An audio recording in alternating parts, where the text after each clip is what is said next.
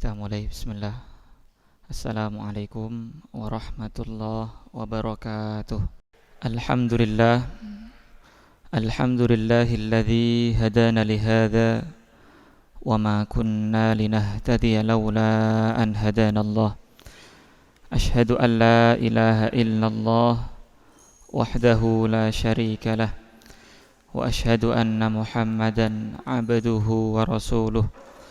Allahumma salli wa sallim wa barik ala sayyidina Muhammadin wa ala alihi wa sahbihi ajma'in wa sallama tasliman katsira. Yaqulu tabaraka wa ta'ala fil Qur'anil Karim ba'da an a'udzu billahi minasy syaithanir rajim.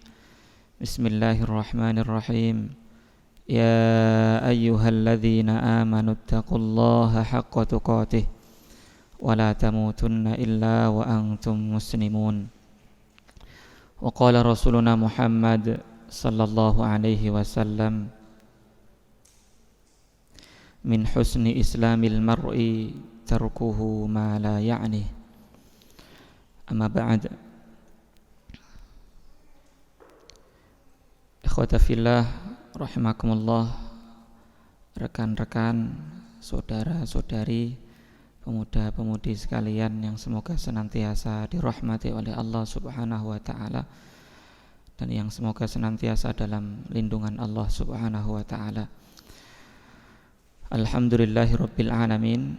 Segala puji hanya milik Allah Subhanahu wa ta'ala, Rabb semesta alam yang tak henti-hentinya memberikan berbagai macam karunia-Nya kepada kita,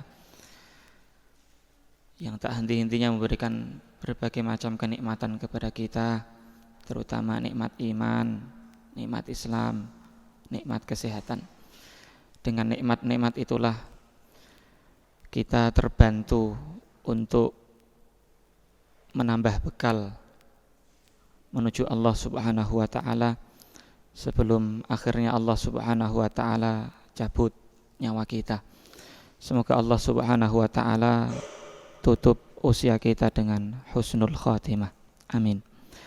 Kemudian salat serta salam semoga senantiasa tercurahkan kepada suri tauladan kita, Nabi Yuna Muhammad sallallahu alaihi wasallam, serta kepada keluarga beliau, kepada para sahabat dan umat yang senantiasa istiqomah mengikuti sunnah-sunnahnya hingga hari kiamat kelak. Ikhwati fillah rahimakumullah. Ini mic-nya belum beres juga nggih. Setiap kajian nggih. Tapi ini sudah lumayan. Alhamdulillah, kami sangat senang, bahagia bisa bertemu kembali dengan rekan-rekan sekalian dalam sebuah majelis yang mulia, majelis zikir, majelis ilmu yang disebut Raudhatun min Riyadhil Jannah, satu tempat, satu taman dari taman-taman surga. Padahal hari Ahad itu hari yang istimewa tentunya, terutama bagi para kaula muda, hari yang sangat istimewa. Jadi digunakan benar-benar totalitas untuk refreshing, untuk liburan. Tetapi panjenengan semua ini lebih memilih pergi ke tempat liburan yang hakiki, gitu ya, yaitu majelis ilmu. Dan itu menambah keutamaan tersendiri. Jadi kalau sebuah amal itu banyak orang yang melalaikan amal tersebut, banyak orang yang lalai dari amal soleh tersebut, kemudian kita mau meluangkan waktu untuk beramal soleh di tengah-tengah orang itu lalai, maka ada keistimewaan tersendiri. Itulah kenapa kemudian Rasulullah SAW itu pernah bersabda kepada para sahabat, yang ketika itu para sahabat menunggu Rasulullah SAW untuk sholat malam. Lama nggak datang-datang beliau. Kalau kasus kita hari ini mungkin imam nggak datang, ada yang maju untuk gantikan gitu ya. Ini ndak. Para sahabat menunggu Rasulullah Shallallahu Alaihi Wasallam sampai malam. Jadi sahabat sampai terkantuk-kantuk. Oke. Tapi tetap dalam kondisi duduk. Saking lamanya. Maka untuk membesarkan hati para sahabat, Rasulullah Shallallahu Alaihi Wasallam bersabda, "Mayan tadhiruha ahadun min ahlil ardi ghairakum."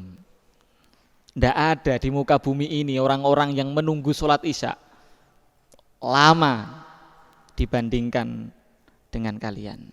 Tidak ada selain kalian yang kemudian mau menunggu sholat isya. Artinya menunjukkan keutamaan yang luar biasa. Ketika banyak orang yang lalai, ketika banyak orang yang disibukkan dengan dunia, kita kemudian mau mengingat Allah Subhanahu wa ta'ala. Maka itu pula yang menyebabkan kemudian kenapa zikir mengingat Allah di pasar, ketika orang itu banyak lalai, kemudian kita mau berzikir, itu keutamaan luar biasa. Karena itu, karena kalau orang sudah di pasar, di mall, itu ingatnya bukan Allah, ingatnya adalah nyari barang yang dia inginkan, atau mungkin ingatnya uang saya cukup atau tidak cukup, inginnya kemana-mana, apalagi ibu-ibu, perempuan.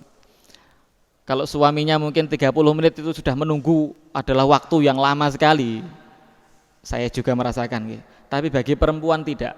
30 menit itu waktu yang sangat singkat begitu. Nah, tapi kalau kemudian kita mau berzikir kepada Allah di tengah-tengah kesibukan yang seperti itu, maka keutamanya sangat luar biasa. Itu sebagai bentuk pendahuluan dari kami. Intinya panjenengan hadir ke majelis ilmu ini adalah termasuk orang-orang yang Allah istimewakan. Jadi patutlah panjenengan seneng, berbahagia, bangga, walaupun bukan bangga konotasi yang buruk, tidak, bangga yang konotasinya baik lah. Jangan kemudian jenengan malah seakan menjadi orang yang susah, sedih, yang lain pada senang-senang di luar. Aslinya panjenengan adalah orang yang paling bahagia di dunia ini. Harusnya demikian, maka tampakkan dari wajah-wajah jenengan. Jangan pulang dari kajian lesu. Jadi temennya yang habis dari liburan jalan-jalan tuh, repot susah. Jangan gitu, jenengan orang yang paling bahagia. Maka saya itu pernah menasihati santri. Santri itu kalau sore terkadang duduk-duduk pinggir jalan, duduk itu sambil wajahnya nampak tidak senang gitu, wajahnya nampak susah gitu. Maka saya langsung tegur mereka, saya nasihati mereka, jangan demikian. Itu menampakkan kemudian orang-orang yang lewat jalan itu lihat antum-antum santri ini seperti orang yang dipenjara begitu, orang yang susah. Padahal orang yang beriman itu harusnya adalah orang yang paling berbahagia, orang yang paling senang begitu. Bukan sebaliknya. Jangan kelihatan kemudian murung. Maka di majelis ilmu harus bersemangat. Pulang dari majelis ilmu lebih bersemangat lagi, senyumnya tambah lebar. Bukan kemudian tambah kelihatan susah, sedih. Barakallahu fikum. Yang akan kita kaji, kita bahas pada pertemuan kali ini itu berkenaan dengan futur ya. Adapun bahasanya di broadcast yang jenengan dapatkan itu bahaya futur nggih. Futur itu memang sudah sering digunakan oleh orang Indonesia, itu serapan dari bahasa Arab. Fataro yafturu. Maknanya sebenarnya fataro yafturu itu kalau tumbuhan itu layu begitu. Layu atau lemah. Barakallahu fikum. Itu futur nggih. Maka itu kita ulangi kembali, futur itu maknanya itu. Lemah atau layu makna sebenarnya.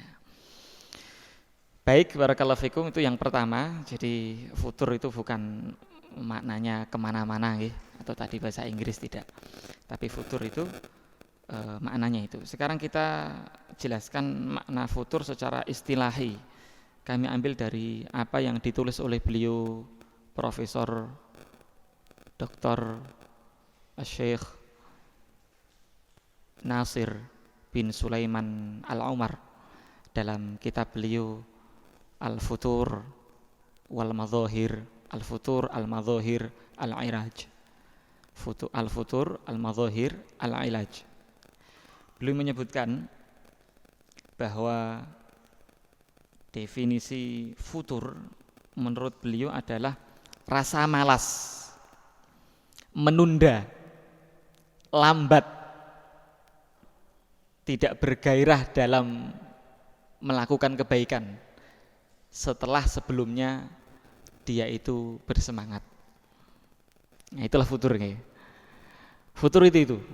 Jadi rasa malas, menunda, lambat, kurang bersemangat, kurang bergairah untuk melakukan kebaikan, untuk melakukan amal soleh setelah sebelumnya dia itu orang yang bersemangat, begitu. Tentu ini ada baiknya ya, daripada dia berada dalam kondisi yang nggak pernah semangat, begitu. Ya, apalagi kita tahu bahwa setiap amal itu mesti ada masa futurnya. Jadi kalau kita boleh ibaratkan, futur itu seperti orang yang melakukan perjalanan yang jauh. Awalnya dia itu berlari, di tengah jalan dia merasa capek, banyak hambatan, dia banyak melihat teman-temannya yang awalnya lari itu mulai jalan kaki. Bahkan kemudian melihat temannya itu ada yang justru minggir ke tepi jalan, dia nyari warung minum teh. Ada yang lebih daripada itu, dia enggak sekedar kemudian diam, berhenti, stagnan, tidak. Bahkan ada di antara mereka yang balik ke rumah. Maka orang yang futur itu dia berada di kondisi yang belum sebelumnya lari, dia kemudian mulai berjalan, semakin lambat. Kalau dia kemudian memang berhenti sejenak, sesaat untuk merefresh agar bersemangat kembali, tidak masalah. Tapi yang dikhawatirkan ketika orang futur itu enggak demikian, dia berbalik arah. Ini loh yang ditakutkan. Dia itu berbalik arah, tidak sesuai dengan tujuan awal. Ini yang ditakutkan, begitu. Ya, karena futur begitu. Kalau kemudian futur mengurangi dia semangat dalam beramal soleh, ya itu masih koridornya wajar lah. Tapi kalau biasanya futur itu enggak cuma demikian. Futur itu dibarengi bukan hanya sekedar lemah dalam beramal soleh, tidak. Biasanya dibarengi keinginan maksiat, keinginan untuk berbuat buruk, itu juga menguat. Ini yang berbahaya sebenarnya. Keinginan berbuat buruk menguat, keinginan beramal soleh kurang. Tambah lagi sampai kalau kemudian dia berbalik arah, wala'iyadzubillah. Dan kasus demikian itu banyak. Bahkan sejak di zaman Nabi Muhammad SAW, yang kita tahu yang mendidik langsung, yang mentarbiyah langsung adalah Rasulullah SAW. Barangkali jenengan sering mendengar kisah ini ya. Jadi setelah beberapa peperangan itu, para sahabat kemudian balik ke campnya. Ketika balik ke campnya itu, sahabat-sahabat sedang bercerita dengan salah seorang. Dia itu semangatnya luar biasa. Tidaklah dia itu bertemu dengan orang musyrik, pasti dia tebas, begitu loh. Semangatnya itu lebih daripada yang lain. Semangat juangnya tinggi, begitu. Maka dia memuji, para sahabat memuji orang tadi. Bahkan mereka memuji di hadapan Rasulullah SAW. Ya Rasulullah, ada fulan, dia itu tidak ketemu orang musyrik kecuali dia tebas. Luar biasa intinya. Maka kemudian Rasulullah SAW bersabda, dia di neraka. Coba bayangkan ya, dia di neraka. Maka sahabat tadi mengatakan, kalau sekelas dia saja di neraka, lalu bagaimana dengan yang lain? Maka kemudian ada sahabat yang mengatakan, aku akan ikuti dia sampai kemanapun dia pergi. Maka akhirnya kemudian ada sahabat yang mengikuti dia. Akhirnya sampailah di akhir peperangan, dia melihat orang tadi itu terkena anak panah dan dia merasakan sakit yang luar biasa. Saking tidak tahannya merasakan sakit terkena anak panah tadi, akhirnya kemudian dia meletakkan pedang dengan gagangnya berada di tanah, ujungnya mata pedangnya itu berada di dada dia. Kemudian dia jatuhkan dirinya agar pedang itu menembus tubuhnya. Maka benar kemudian sahabat tadi balik ke Nabi Muhammad, benar wahai Nabi, dia berada di neraka. Wala'iyadzubillah, begitu. Ini bentuk futur begitu, ketika dia merasakan bagaimana perjuangan ternyata berat sekali, menyakitkan gitu. Akhirnya kemudian dia milih untuk membunuh dirinya. Wala'iyadzubillah. Gitu. Atau mungkin hari ini kita pernah melihat hal-hal yang kurang lebih seperti apa yang kami kisahkan tadi begitu. Ada artis, ini nggak perlu kita sebutkan ya. Sebelumnya dia berhijrah itu, bahkan kalau artis ada juga kemudian artis sebelumnya dia itu memakai hijab, berjilbab, tapi akhirnya tidak butuh waktu yang lama, kemudian dia melepas jilbabnya, membuka auratnya kembali. Kalau yang laki-laki kemudian dia kembali dalam dunianya yang dulu. Wala'iyadzubillah. Itu kan fenomena yang kita dapati hari ini begitu. Dan mestinya kita khawatir, takut gitu loh. Khawatir sekali, kita takut. Atau kemudian saya juga pernah mendengar cerita begitu. Dan insya Allah ini ceritanya tidak ngarang ya. Ada santri gitu. Dia pondokan sebelumnya. Suaranya bagus. Sering jadi muadzin, korek ya korek. Wala'iyadzubillah.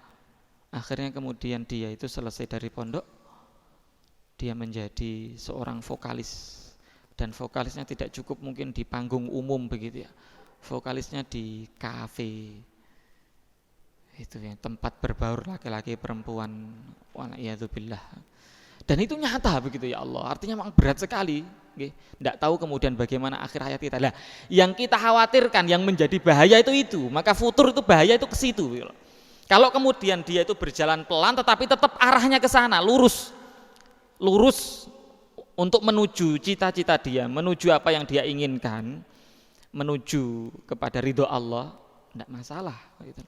Tapi kalau kemudian futur itu indikasi dia ingin berbalik ke belakang, yang bahaya itu letaknya di sini. Wala'iyadzubillah. Maka ada dalam sebuah hadis ini, jangan sampai malah membuat kita futur hadis ini ya. Rasulullah SAW pernah bersabda bahwa ada seorang hamba yang dia itu, aukamakol ya terjemahnya, yang dia itu beramal dengan amalnya ahli surga, sampai jarak dia dengan surga itu tinggal sak jengkal. Bayangkan ya, amal dia itu pokoknya amalnya ahli surga, sampai jarak dia dengan surga tinggal sejengkal. Tetapi takdir mendahului dia, di akhir hayatnya dia beramal dengan amalnya ahli neraka. Akhirnya kemudian dia meninggal dalam keadaan su'ul khotimah dan dia menjadi penghuni neraka. Gimana enggak sedih itu coba? Sebaliknya ada orang yang dia itu beramal dengan amalnya penghuni neraka, sampai pada batasan jarak dia dengan neraka tinggal sak jengkal. Takdir mendahului dia dan dia akhirnya di penghujung hidupnya itu beramal dengan amalnya penghuni surga. Akhirnya Allah masukkan dia ke surganya. Ini jangan sampai justru membuat kita berbalik arah. Enak begitu ya Tat. Gimana enak? Sejak muda dia foya-foya, slow, mau maksiat tinggal maksiat, pacaran ya oke. Begitu ya, mau maksiat apapun ya oke. Terus nanti setelah dia mau meninggal, dia bertobat, dia jadi soleh. Kok enak Tat ya? Akhirnya nikmat dunia, nikmat akhirat, waliyadzubillah. Nanti kita jelaskan di belakang. Kenapa ada orang yang seperti itu? Nanti kita jelaskan di belakang.